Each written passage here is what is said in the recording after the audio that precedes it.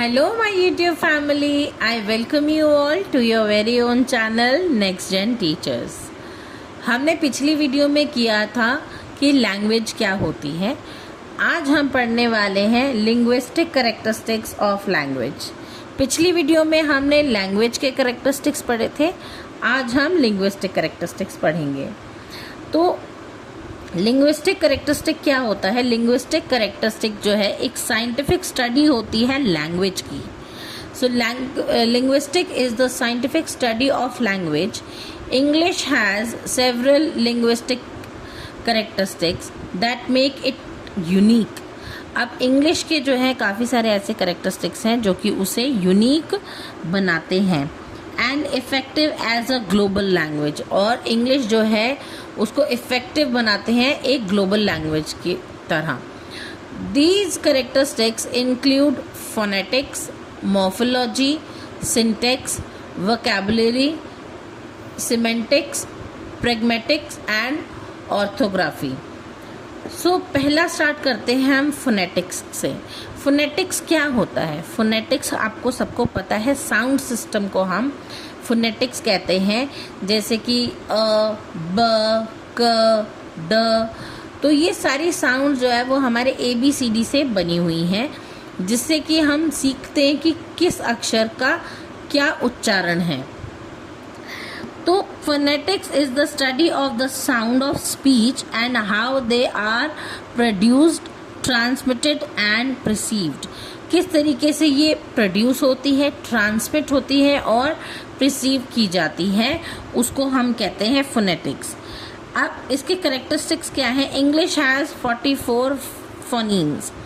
तो इंग्लिश के जो हैं 44 फोनीम्स होते हैं, जिसके अंदर से 24 कॉन्सोनेंट होते हैं और 20 जो है वो वावल साउंड्स होती हैं।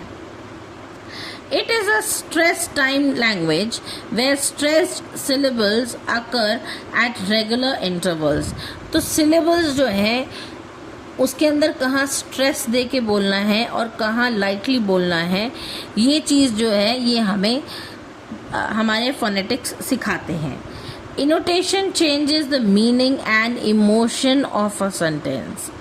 इनोटेशन का मतलब है कि जब आप किसी से कोई बात कहते हैं, फॉर एग्ज़ाम्पल अगर मैंने कहा कि can you pass this pen to me, तो इसका ये मतलब नहीं है कि मैं किसी की एबिलिटी चेक कर रही हूँ, मैं किसी को रिक्वेस्ट कर रही हूँ। तो एक बोलने के तरीके को भी जो है यहाँ पर महत्वता दी गई है, उसे हम इनोटेशन कहते हैं। कि इनोटेशन जो है वो it changes the meaning and emotion of a sentence. वो बोले गए जो सेंटेंस है उसका मतलब और उसका जो है इमोशन जो है उसको चेंज करने की क्षमता रखता है। Now pronunciation often differs from spellings. अब प्रोनाउंसिएशन जो है बहुत बारी जो है स्पेलिंग्स से डिफरेंट हो जाती है। इसकी इम्पोर्टेंस क्या है? It improves pronunciation. अब फोनेटिक्स सीखने की क्या ज़रूरत है हमारे को? क्योंकि वो हमारी प्रोनाउंसिएशन बेटर करती है। It develops listening and speaking skills. हमारी लिसनिंग और स्पीकिंग स्किल्स जो है उसको भी बेटर करती है। And it helps learners communicate effectively. अगर मैं किसी चीज़ का अच्छे से प्रोनाउंस करूँगी तभी तो सामने वाला समझेगा कि मैं किस शब्द का उच्चारण किस तरीके से कर रही हूँ और मैं कहना क्या चाहती हूँ।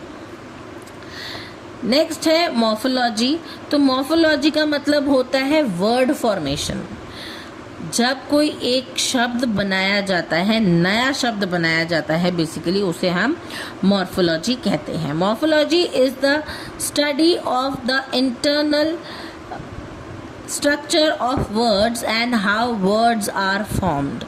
तो मॉर्फोलॉजी जो है वो स्टडी है इंटरनल स्ट्रक्चर की, वर्ड्स के इंटरनल स्ट्रक्चर की, कि किस तरीके से नया वर्ड जो है वो बनाया जाता है। इसके कैरेक्टरिस्टिक्स हैं, words are made up of morphemes, the smallest meaningful units.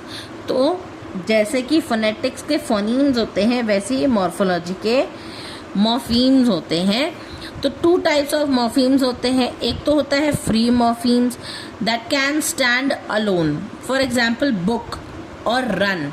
तो ये क्या है, ये फ्री मॉर्फीम्स हैं, इनके आगे कोई वर्ड नहीं लगा सकते। या तो जैसे फॉर एग्जांपल हम बुक के आगे एस लगा सकते हैं ताकि उसे सिंगुलर से प्लूरल कर सकें हम।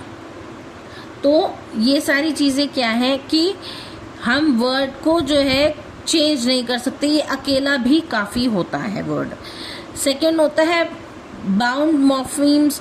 तो बाउंड में क्या होता है, इसके अंदर जो है हम रूट वर्ड के अंदर एस या ईडी या फिर यूएन लगा के इसका मीनिंग चेंज कर सकते हैं। फॉर एग्जाम्पल हम किसी रूट वर्ड के साथ में कोई प्रीफिक्स लगाते हैं या फिर सफिक्स लगाते हैं। फॉर एग्जाम्पल एक वर्ड है सेटिस्फाइड, अगर मैं उस वर्ड के आगे अन लगा दूँ, यूएन लगा दूँ, तो वो अनसेटिस्फाइड हो जाएगा।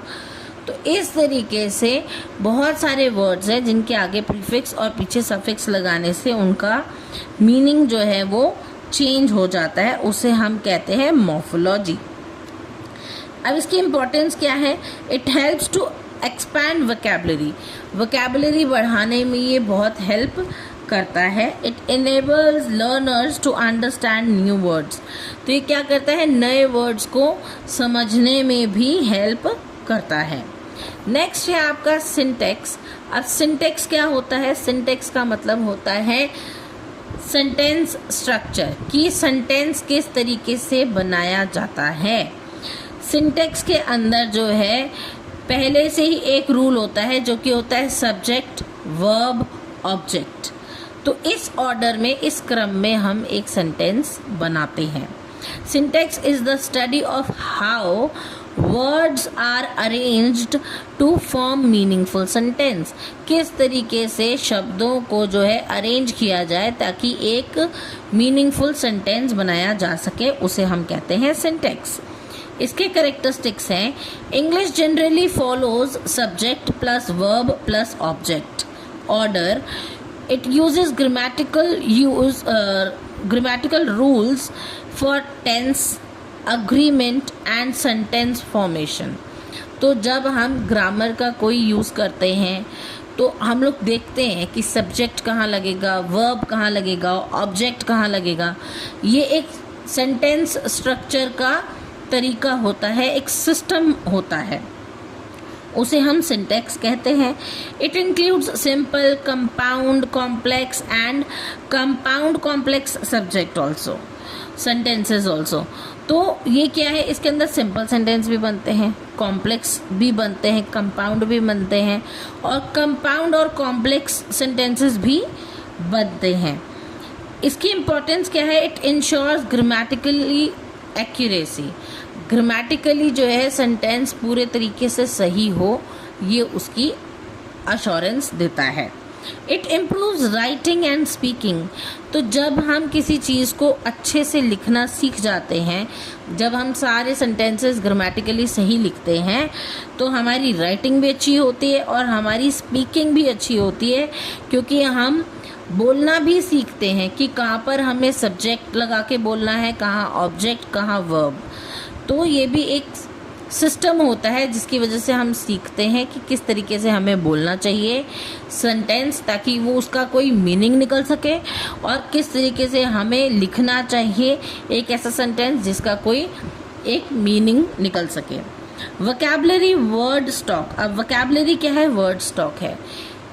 इंग्लिश की जो वोकैबुलरी है वो वर्ल्ड्स लार्जेस्ट वोकैबुलरी में से एक है। तो vocabulary refers to the collection of words in a language. एक लैंग्वेज के अंदर जो शब्द जुड़ते हैं उनको कहा जाता है वोकैबुलरी। इसके कैरेक्टरिस्टिक्स है, English has one of the largest vocabularies in the world. Now it borrows words from many languages such as Latin, French, Greek, Hindi and Sanskrit. तो इंग्लिश ने जो है बहुत सारे अलग अलग लैंग्वेजेस से वर्ड्स जो हैं वो बोरो किए हैं और उससे अपनी वोकैबुलरी को बढ़ाया है, एनहांस किया है, डेवलप किया है। It includes synonyms, antonyms, idioms and phrasal verbs. तो इसके अंदर सिनोनिम्स, एंटोनिम्स, इडियम्स और फ्रेजल वर्ब्स भी इंक्लूड होते हैं जो कि हमारी वोकैबुलरी को बढ़ाने में हेल्प करते हैं। इसकी इम्पोर्टेंस क्या है? It enhances communication. अब हमारे पास जितने ज़्यादा शब्द होंगे हम उतनी ज़्यादा और उतने सटीक तरीके से बात कर पाएंगे। अगर फॉर एग्ज़ाम्पल अगर मुझे कोई शब्द ना मिले बोलने के लिए और मैं सोचती रह जाऊं कि मैं यहाँ पर ऐसा कौन सा शब्द बोलूं कि एक सेंटेंस कंप्लीट हो जाए या फिर आप लोगों को मेरी बात समझ में आ जाए, तो उसके लिए जो है वोकैबुलरी अच्छी होना बहुत ज़रूरी होता है। एक लैंग्वेज के अंदर बेटर वोकैबुलरी होना बहुत इम्पॉर्टेंट होता है। It improves reading and writing skills. तो अगर हमारी वोकैबुलरी अच्छी होगी तो हमारी रीडिंग स्किल्स भी अच्छी होंगी और हमारी राइटिंग स्किल्स भी बेहतर होंगी। नेक्स्ट है सिमेंटिक्स। सिमेंटिक्स का मतलब होता है मीनिंग। ना semantics is the study of the meaning of words, phrases and sentences. इसके कैरेक्टरिस्टिक्स है, it explains literal and figurative meanings, deals with synonym, antonym, polysemes and homonyms. तो ये सारी चीज़ों के साथ में ये जो है सिमेंटिक जो है वो डील करता है। हर एक वर्ड का जो है मीनिंग निकाल के ये आपको बताता है। इसके अंदर ये सिनोनिम्स भी हैं, एंटोनिम्स भी हैं, होमोनिम्स भी हैं। तो ये सारे वर्ड्स जो हैं फिगर आउट करके आपको बताता है कि किस शब्द का क्या मीनिंग होता है। इसकी इम्पोर्टेंस है, इट प्रिवेंट्स मिसअंडरस्टैंडिंग। अगर किसी इंसान ने वोकैबुलरी यूज़ करके एक शब्द कहा है तो ये आपको मिसअंडरस्टैंडिंग से बचाता है, क्योंकि ये आपको उस एक पर्टिकुलर वर्ड का मीनिंग समझाने में हेल्प करता है। It improves comprehension. जब हम कुछ लिखते हैं, कोई लेटर राइटिंग, एसे राइटिंग, कुछ भी लिखते हैं, तो ये हमारी जो है वोकैबुलरी भी इम्प्रूव करता है और हमारे जो वर्ड्स हमने लिखे हैं उसको प्रॉपर तरीके से उसका कोई मीनिंग हो उसको भी ध्यान में रखता है। अब प्रैग्मेटिक्स क्या है? प्रैग्मेटिक्स होता है language in context. Pragmatics studies how language is used in different social situations. इसके कैरेक्टरिस्टिक्स होते हैं, meaning depends on context, includes politeness, tone, intention and cultural norms. The same sentence may have different meaning in different situations. तो pragmatic क्या करता है? pragmatic जो है वो different social situations में यूज़ किया जाता है। ये कई बार जो है एक ही सेंटेंस के बहुत अलग अलग तरीके से मीनिंग निकालता है। कैसे? कई बार ये टोन मेजर करता है कि किस टोन में बात की गई है या फिर कितनी पोलाइटनेस से बात की गई है, बोलने वाले की इंटेंशन क्या थी, और जो कल्चरल नॉर्म्स हैं उनको भी ध्यान में रखता है कि क्या ये कल्चर के अकॉर्डिंग बोला गया है, क्या ये तमीज़ से ये बात बोली गई है या गुस्से में ये बात बोली गई है या फिर बहुत पोलाइटली ये बात बोली गई है। तो सेंटेंसेस को उस तरीके से चेंज किया जा सकता है। फॉर एग्जांपल मैंने आपको पहले एग्जांपल दिया था कि अगर मैं आपसे कहूँ कि can you please pass me the pen, तो इसका ये मतलब नहीं है कि मैं आपकी एबिलिटी चेक कर रही हूँ। अगर मैंने आपको प्लीज़ कहा है तो इसका मतलब मैं आपसे पोलाइटली रिक्वेस्ट कर रही हूँ कि क्या आप मुझे ये पेन पास कर सकते हैं, क्या आप मुझे वो पेन पकड़ा सकते हैं। तो मैं इसमें आपकी एबिलिटी चेक नहीं कर रही, लेकिन आपको एक रिक्वेस्ट कर रही हूँ। अब इसकी इम्पोर्टेंस क्या है? It promotes effective communication. अब ये जो प्रैग्मेटिक्स हैं ये क्या करते हैं? इफेक्टिव कम्युनिकेशन को प्रमोट करते हैं। It develops social and communicative competence. तो सोशल और कम्युनिकेटिव कम्पिटेंस पे इनको ये डेवलप करते हैं कि सोशली जो है इंसान किस तरीके से किसको कैसे बात करनी चाहिए, उस तरीके पे ध्यान देते हैं। ऑर्थोग्राफी होता है राइटिंग सिस्टम। अब orthography is the standard system of writing and spelling. इसके कैरेक्टरिस्टिक्स होते हैं, English uses the Roman Latin alphabet with 26 letters. Spelling is often irregular. It includes punctuation, capitalization and spelling conventions. इसकी importance होती है, it improves reading and writing accuracy, it helps maintain standard written communication. ये basically क्या होता है, orthography जो है ये राइटिंग सिस्टम होता है। अब हम लोग फोनेटिक्स तो सीखते हैं, लेकिन कोई भी वर्ड जो है वो हम अकॉर्डिंग टू फोनेटिक्स नहीं लिख सकते। फॉर एग्जाम्पल, अगर मैंने आपसे कहा कि मैंने लिखना है ऑनेस्ट, तो ऑनेस्ट का जो स्पेलिंग है वो मैं एच से स्टार्ट करती हूँ, ना कि ओ से, राइट। तो ऑनेस्ट का स्पेलिंग हमारा HONEST हो गया, ऑनेस्ट। अगर मैं इसको फोनेटिक्स के हिसाब से पढ़ूँ तो ये हॉनेस्ट हो गया, लेकिन यहाँ पर एच जो है वो साइलेंट है। नाइफ, अगर मैं नाइफ कहूँ तो नाइफ की स्पेलिंग तो के से शुरू होती है, लेकिन हम तो प्रोनाउंस करते हैं एन से, यहाँ भी के साइलेंट है। तो ये जो तरीका है लिखने का वर्ड्स को, ये ज़्यादातर जो है नॉन फोनेटिक होता है और इसको हम ऑर्थोग्राफी कहते हैं। तो इसका जो है इम्पॉर्टेंस ये होती है कि एक तो ये रीडिंग इम्प्रूव करता है और दूसरा राइटिंग में एक्यूरेसी लेके आता है। वर्ड्स की जो स्पेलिंग्स हैं उसको लिखने में एक्यूरेसी लेके आता है। It maintain standard written communication, तो ये जो है रिटन कम्युनिकेशन का स्टैंडर्ड भी मेंटेन करता है। अब इन सब का कंक्लूजन क्या है? The linguistic characteristics of English, phonetics, morphology, syntax, vocabulary, semantics, pragmatics and orthography work together to make English a rich and systematic language.